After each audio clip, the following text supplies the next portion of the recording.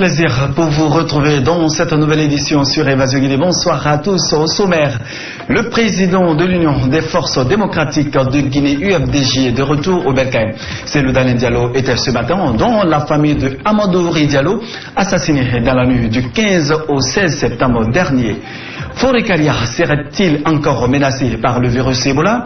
En tout cas, une femme décédée de cette maladie contagieuse a été enterrée sans mesure de sécurité par sa famille après avoir arraché le corps à la Croix-Rouge et tous ceux qui ont touché au corps sont introuvables. Y a-t-il des mains noires derrière les audits engagés par l'État à travers son inspection générale? Pour l'heure, l'affaire Amanan révèle beaucoup de secrets. Aimables téléspectateurs, une fois encore, bonsoir et bienvenue à tous. La Guinée a célébré ce jeudi la journée nationale de la jeunesse. Stop Ebola, la jeunesse au service de la nation. Tel est le thème retenu pour cette 24e année de la jeunesse guinéenne. Cette journée a été mise à profit pour le lancement de la campagne de sensibilisation et d'information de 2100 jeunes pour la lutte contre Ebola dans les 5 communes de la capitale. Membres du gouvernement, représentants des institutions républicaines et partenaires étaient présents. Compte rendu, Sarah Camara. Institué depuis l'avènement de la Deuxième République, le 25 septembre de chaque année célèbre la jeunesse guinéenne. Pour ce 24e anniversaire qui coïncide avec l'état d'urgence sanitaire, les jeunes portent leur bouclier pour bouter hors du pays le virus Ebola. Nous voulons prendre une part active à l'effort national de riposte contre le virus Ebola et dire au monde que la Guinée est bien fréquentable. Nous, jeunes de Guinée, disons stop Ebola, non à l'isolement de la Guinée. La célébration de cette journée est aussi l'occasion de réfléchir sur les problématiques de la jeunesse et sur la contribution de celle-ci dans le développement socio-économique de la Guinée. À toi, jeune de mon pays, toi qui es l'espoir de la Guinée de demain, toi qui es l'avenir du pays, toi qui auras les rênes du pays de demain, je m'adresse à toi, jeune de Guinée. Que rien ne soit un obstacle pour le service de la nation. Que rien ne t'empêche de participer à l'émergence du pays. Que rien ne brise ton rêve de faire de la Guinée un état de droit, un pays de paix. Présent en Guinée depuis plusieurs mois, le virus Ebola a endeuillé de nombreuses familles. Selon les statistiques, la jeunesse reste la couche la plus affectée. La jeunesse a payé de lourds tributs en termes de décès et sur le système éducatif à travers le report de l'ouverture des classes pour n'en citer que cela. Cet engagement vient nous reconforter et nous rassurer sur notre chemin de la victoire finale contre Ebola. Pour le Premier ministre, l'impact de ce virus se fait sentir dans tous les secteurs, d'où la nécessité de l'implication de toute la communauté. Ebola compromet votre avenir. Vous avez vu, les grandes sociétés ont envisagé d'investir dans ce pays. Nous avons voulu ouvrir des grands chantiers au niveau du tourisme, de l'hôtellerie, au niveau de l'infrastructure routière, énergétique, etc. Tout cela, c'est pour créer de l'emploi pour la jeunesse. Mais si ces projets sont arrêtés, c'est notre avenir qui est compromis. Durant 4 jours, les jeunes seront dans les 5 communes de la capitale pour sensibiliser les populations à travers une campagne de porte-à-porte afin de servir la nation. Au cours de cette cérémonie, les membres du gouvernement et partenaires au développement ont à tour de rôle livré des messages de sensibilisation pour bouter ce virus hors de la Guinée et les pays voisins. Pour la circonstance, les partenaires ont une fois encore réitéré leur soutien au gouvernement guinéen. Suivez. Quand on connaît la réalité de la maladie, on sait qu'on fait du vide. Les règles sont simples. Ne touchons pas aux patients qui sont symptomatiques, même s'ils sont membres de notre famille. Ne touchons pas au corps de personnes décédées, mais bien sûr, prions pour elles, à distance, pour nous protéger. Quand nous sommes malades, cherchons rapidement de l'aide. Parce que c'est comme il passe souvent, c'est que quand on va au centre de santé, nous avons beaucoup de chances de guérir Ebola. On l'a dit, si on n'en parle pas assez, tous ceux qui ont Ebola ne l'ont pas. Beaucoup guérissent. Plan est disposé aussi à accompagner dans l'ensemble du pays et aussi de s'associer à toutes les autres initiatives qui sont prises afin qu'ensemble nous puissions conjuguer nos efforts.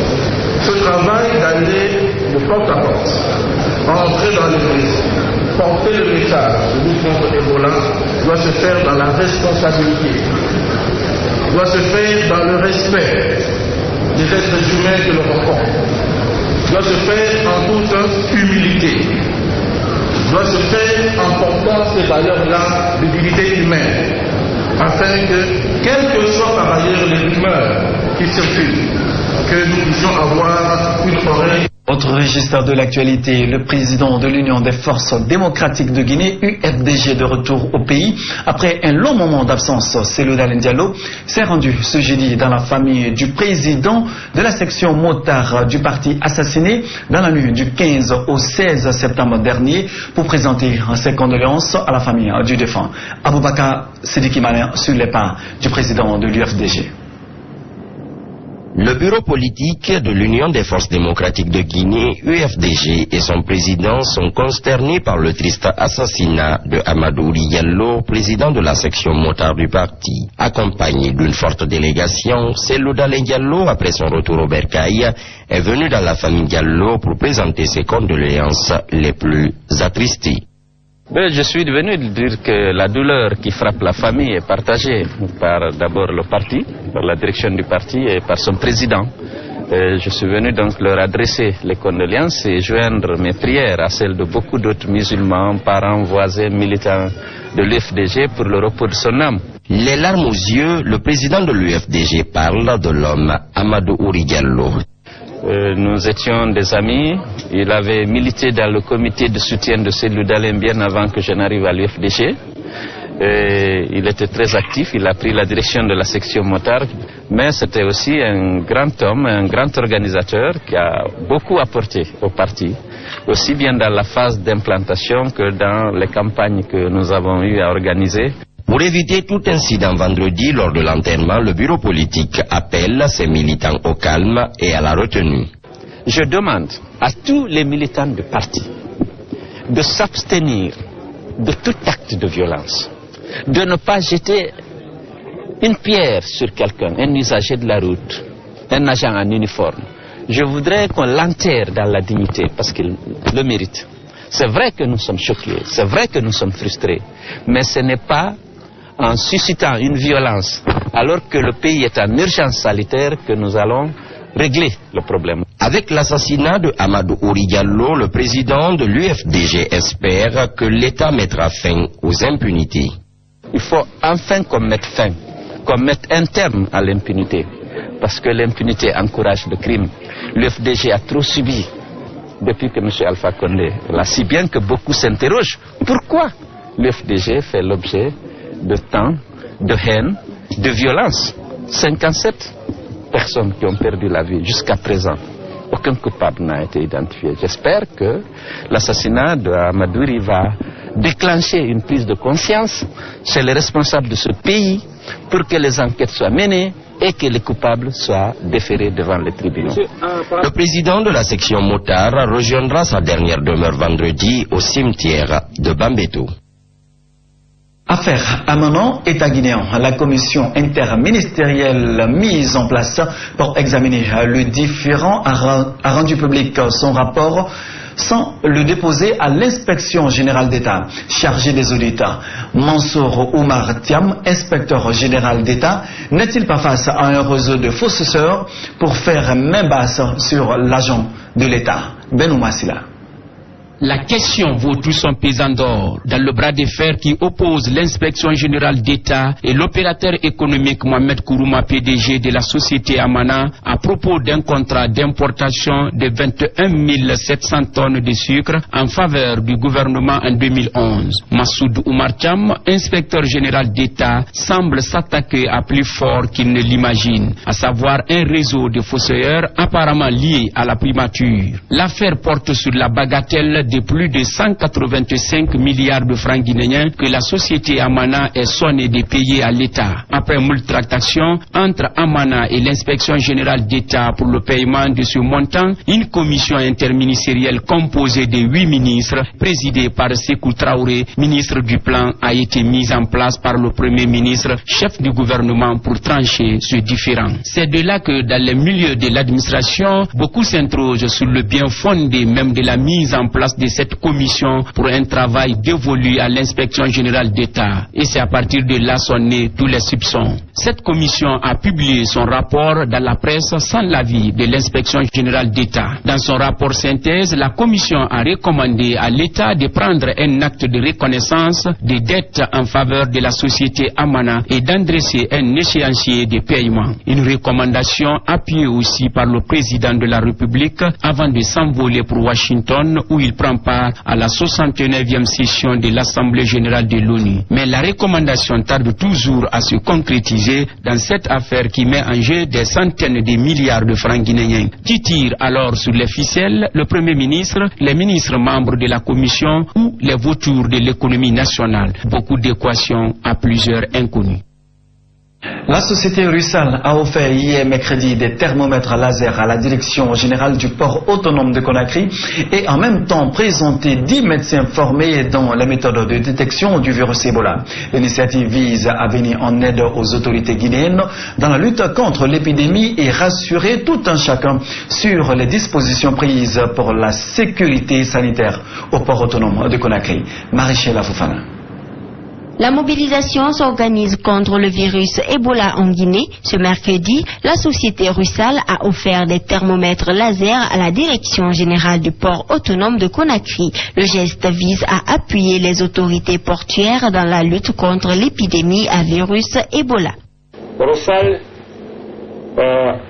a acheté à livrer les thermomètres à distance, les thermomètres sans contact à laser, pour équiper ces postes de contrôle existants au port autonome à Kabylie aussi.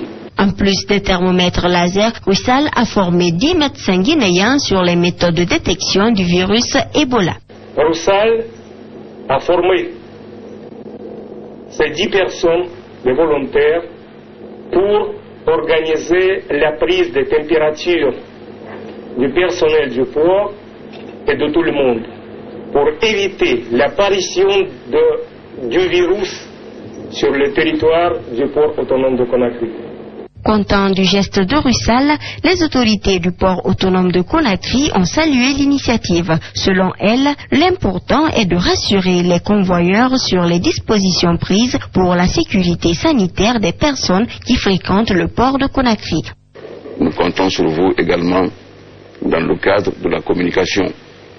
Parce que vous pouvez aussi communiquer avec l'extérieur pour les rassurer qu'au port de Conakry, il n'y a pas de souci. Nous recevons des bateaux, nous avons pris des mesures et aujourd'hui je pense que ces mesures sont en train de porter fruit. Depuis son apparition en Guinée en début d'année, le virus Ebola a fait 416 décès sur 726 cas confirmés sur toute l'étendue du territoire. Aucun cas suspect, probable ou confirmé n'a été enregistré au port autonome de Conakry. Dans cette même logique, les Guinéens continuent de se mobiliser contre la fièvre hémorragique à virus Ebola. Ce jeudi, l'Association des jeunes Guinéens de France, AJJF, a offert à la Société des transports de Guinée, Sotragui, des kits de protection contre cette maladie. Un geste qui vise à réduire les risques de contamination dans les véhicules de transport commun. Lansana Traoré. Véritable lieu de rencontre des personnes venant divers horizons, les bus de transport en commun représentent un espace de risque de propagation des maladies. Conscient de cela, l'Association des jeunes Guinéens de France a offert des kits de protection contre la fièvre hémorragique Ebola qui sévit en Guinée à la Sotragui en vue de réduire le risque de contagion dans ces bus. Nous avons jugé nécessaire de faire ce don symbolique de 10 dispositifs et des tubes de javel qui seront placés dans l'enceinte de la Sotragui et dans les différentes gares de départ et des terminus de la dite société. Et l'un des canaux de transmission de cette épidémie est le transport en commun, raison pour laquelle l'AJGF, à travers la Sotragui, a décidé d'agir afin d'arrêter la propagation de cette épidémie. Ce don de l'AJGF à la Sotragui devra protéger les usagers et les travailleurs de ces bus, d'où la satisfaction des responsables. Nous sommes très heureux ce matin, très honorés de recevoir cette dynamique association. Les mots ne sont pas assez forts pour les remercier de ce acte de civisme et de patriotisme qu'ils viennent de poser. Cette épidémie nous prend 2,5 points de nos indices de croissance en ce qui concerne les prévisions. La section syndicale se réjouit également du geste. Selon le secrétaire général, ce don vient à point nommé pour appuyer leur combat, celui de respecter les modes hygiéniques pour lutter contre le virus. Le président a dit que tout le monde n'a qu'à se donner la main pour combattre l'épidémie là. Donc nous aussi, on se donne la main pour combattre l'épidémie Ebola. On fera notre mieux que tous les travailleurs fassent ce qu'on doit faire pour faire éviter la maladie là. La JGF, qui se bat pour le rayonnement de la jeunesse guinéenne à l'extérieur, entend jouer un rôle capital dans la lutte contre le virus Ebola dans le pays. Ebola, toujours la sensibilisation pour lutter contre cette maladie, c'est aussi dans les mosquées. Les imams, notamment ceux de la commune de Ratoma, ne sont pas en marge de cette lutte contre Ebola. La démarche était visible hier mercredi dans la mosquée de Kaporo, où imams représentants de l'UNICEF et fidèles musulmans ont échangé sur les mesures préventives. Une rencontre au cours de laquelle des kits ont été offerts aux fidèles musulmans afin de se protéger de cette maladie. Ibrahima Souri, Yari Yansani. Il faut une forte implication des religieux dans la lutte contre Ebola. C'est ce qu'explique l'organisation de ce séminaire à l'intention des imams de la commune de Ratoma. Une initiative du secrétariat général aux affaires religieuses appuyée par l'UNICEF. La sensibilisation est en train de donner de très bons résultats. Nous sommes en train, par la grâce de Dieu, de briser toutes les rumeurs qui circulent dans la cité. Ceux qui disent par exemple que c'est pas vrai, ceux qui disent qu'à l'hôpital on n'a pas de médicaments, ceux qui disent que tous ceux qui vont à l'hôpital meurent. Voilà autant de rumeurs que nous avons cherché à briser et je pense que les témoignages des participants pourront faire foi. C'est à ce que nous disons. Comme vous le savez, en communication, il y a 2 critères de sélection et de priorisation des canaux de communication. Il y a d'abord la crédibilité et ensuite l'accessibilité.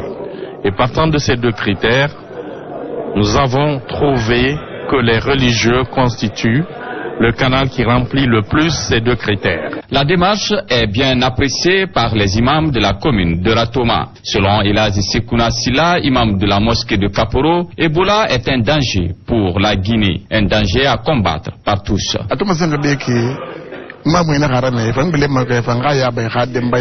Les imams vont transmettre ces messages aux fidèles. Nous sommes très contents de la démarche. Cette maladie est très dangereuse. Elle a fait que cette année, les Guinéens n'ont pas effectué le Hajj. Et à l'étranger, les Guinéens sont stigmatisés. Nous prions Dieu que la maladie quitte notre pays.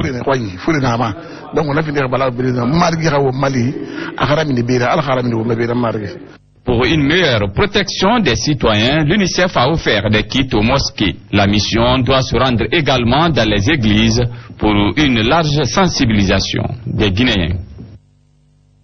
Les violences autour d'Ebola deviennent répétitives en Guinée. Cette semaine à Forekaria, l'enterrement d'une femme morte de cette maladie selon la Croix-Rouge a causé des remous sociaux dans cette localité. La famille de la défunte s'est opposée à l'enterrement sécurisé du corps comme conseillé par les agents sanitaires. Des affrontements s'en ont suivi entre membres de famille et les forces de l'ordre. Le corps a été finalement retiré des mains de la Croix-Rouge par la famille pour faire elle-même l'enterrement.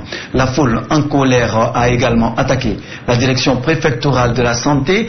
Des matériels et documents administratifs ont été volés. Images et témoignages Youssouf Diaby et Abdraman Ba, c'est le grand format de cette édition d'information.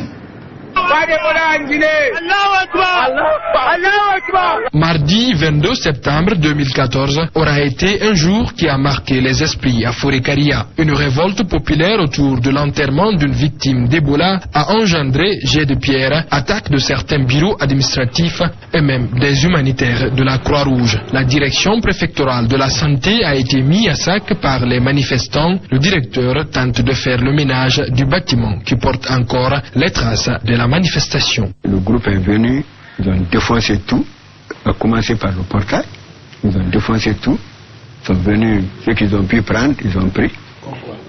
Ouais, les ordinateurs, certains matériels ici, ils sont partis avec des médicaments, des dispositifs de lavage des mains, des seaux, des bottes, des pulvérisateurs, sur eau et savon que l'UNICEF avait mis à la disposition d'une ONG pour distribuer à la communauté. Ils ont tout transporté. La mort de cette dame venait de causer la 3e victime d'Ebola dans la famille Fofana. Elle avait perdu le père de famille et son frère qui le surveillait. L'enterrement sécurisé de la dépouille par la Croix-Rouge aurait été accepté par la famille de la défunte, explique le préfet. Malheureusement, des réticences s'en ont suivi. Nous contactons la famille, elle est prête à nous recevoir. Donc la délégation quitte mon bureau, les médecins, les députés, pour se rendre à la maison mortuaire. Tout a bien marché. Les médecins ont même pu faire leur travail. Mais là où tout a dérapé, c'est quand ils ont sorti le corps, quand ils ont sorti le cadavre qui avait pour l'un seul, voilà, le sac mortier. C'est ce qui a mis ces enfants encore hors d'eux-mêmes. C'est là-bas où la pagaille a commencé. Ils disent que Ebola n'existe pas, que c'est une création du préfet et du DPS pour que les avantages que cela peut procurer, pour que les deux, le préfet et le DPS, profitent de ces avantages. Alors qu'un citoyen explique que c'est parce que le corps a été traîné par la Croix-Rouge qui aurait énervé la famille. La manière ils ont fait, c'est pour ça qu'elle a remonté la famille, directement ils ont pagaillé. Depuis qu'ils ont vu, parce que ceux qui étaient devant, ils croient que ceux de derrière ont pris. Maintenant, directement, ils ont bougé 1 ou 2 pas. Ceux de derrière n'ont pas pris très bien. Directement, la famille a révolté. La pagaille a commencé. La coépouse de la défunte, également malade d'Ebola, est en cavale. Pour retrouver ses traces, une commission de crise a été constituée. Objectif, réussir une médiation avec la famille. Mais la tâche s'avère toujours délicate. Il n'y a pas 1000 politiques. Il faut que cette famille se mette à disposition pour que l'hôpital les encadre. L'hôpital les encadre eux-mêmes pour savoir qui a attrapé Ebola, qui ne l'a pas attrapé. Ensuite, faire la liste des contacts et de tous les contacts. Et nous sommes en train de travailler dans ce sens. Parce qu'actuellement, ils ont tous quitté leur domicile de peur d'être arrêtés.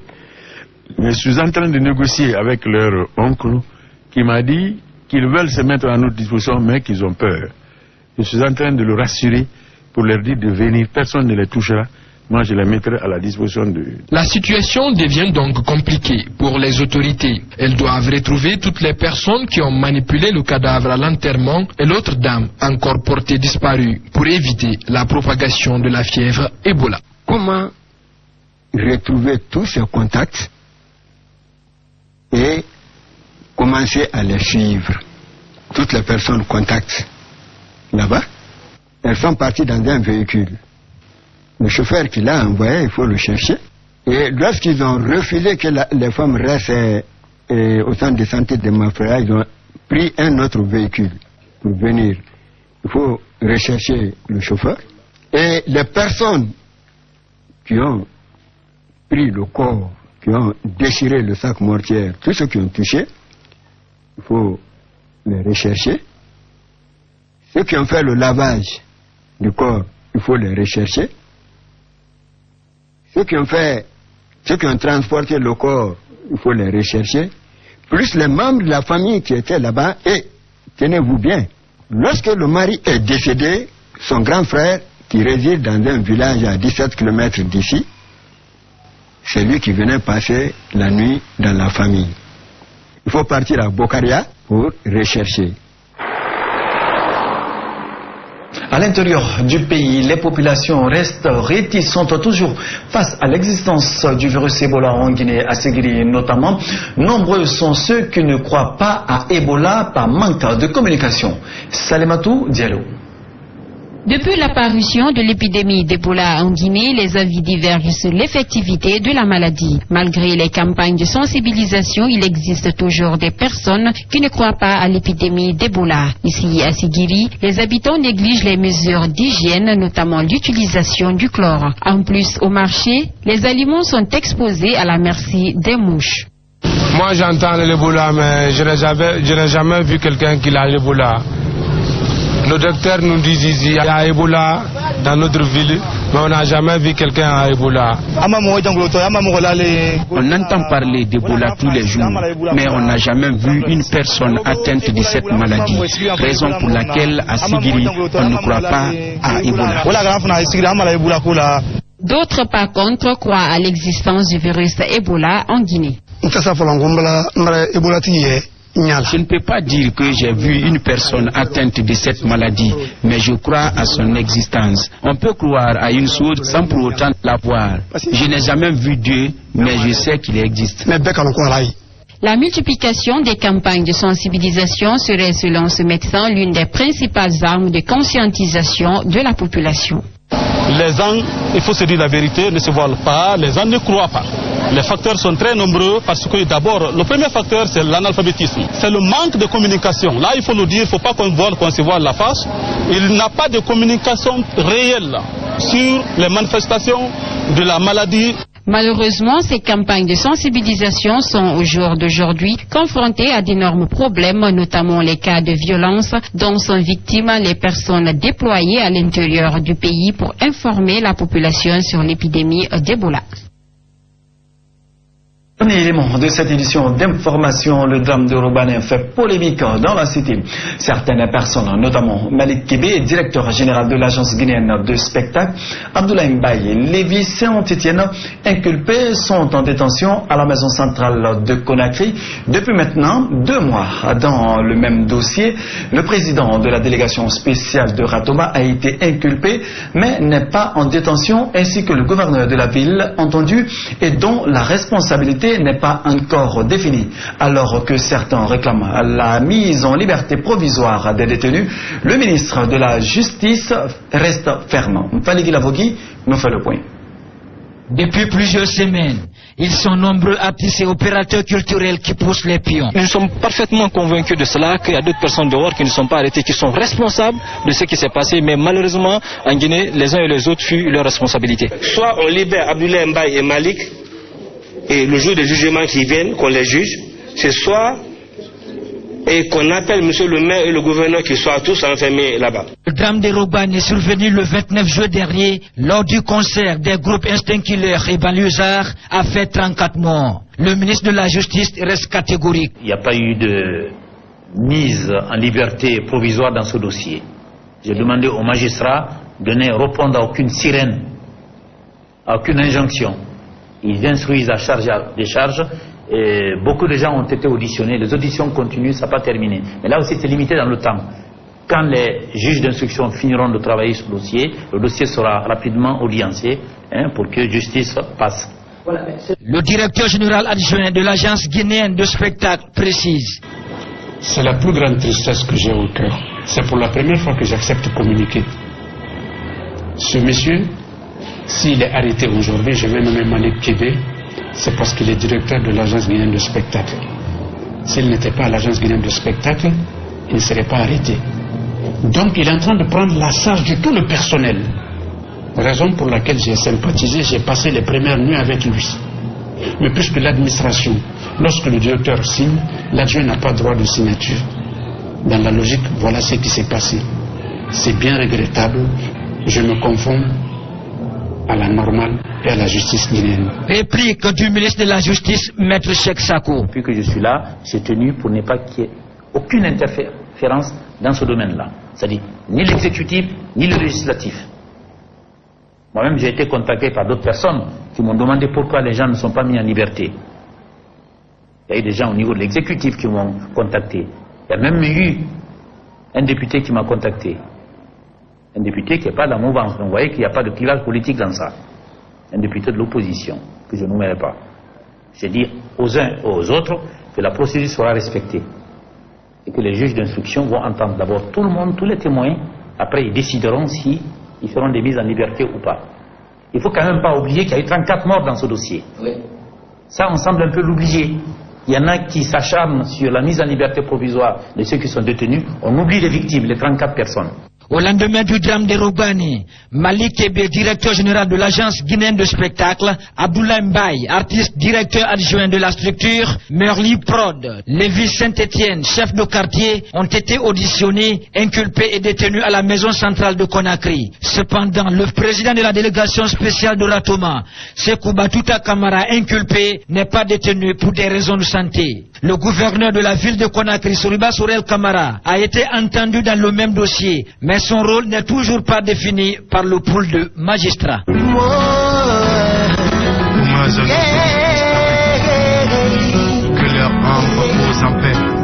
Mesdames et messieurs, ainsi s'achève cette édition d'information qui vous a été présentée par toute l'équipe d'Évasion Guinée. Merci de votre fidélité et retrouvez-nous sur le www.groupeevasionguinée.info. Bonsoir à tous nos téléspectateurs à travers le monde.